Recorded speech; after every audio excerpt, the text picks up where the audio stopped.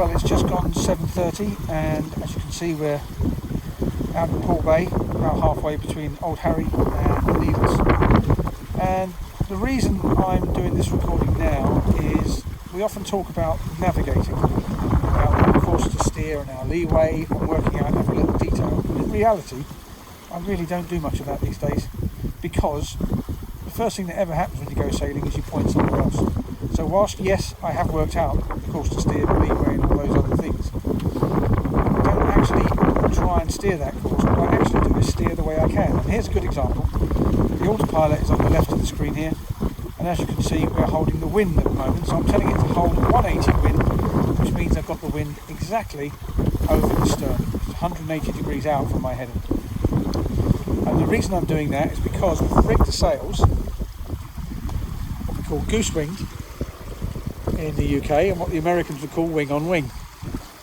So we've got the main sail out to the port side, so we're on the starboard tack, and we've got the pole, the whisper pole, holding out the jib on the starboard side. And the reason we've done that rather than the other way around is because that gives us the slight benefit of being stand on should we come across any other vessel.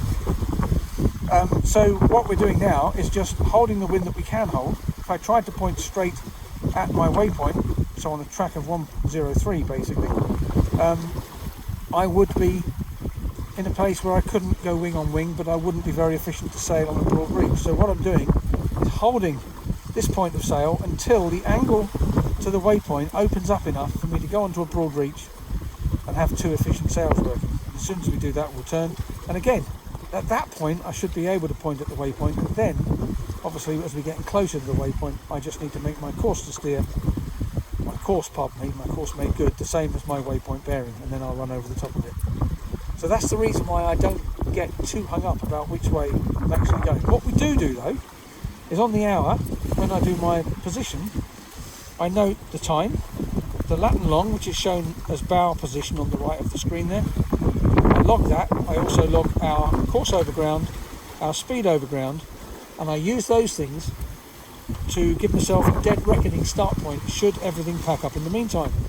So down below we have got paper charts, and we can carry on as normal if everything stops.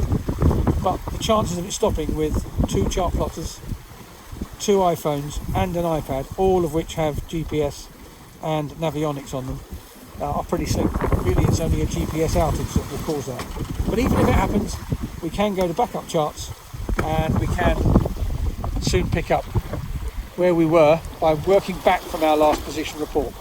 As you can see, it's a lovely morning. We'll carry on later when we get there.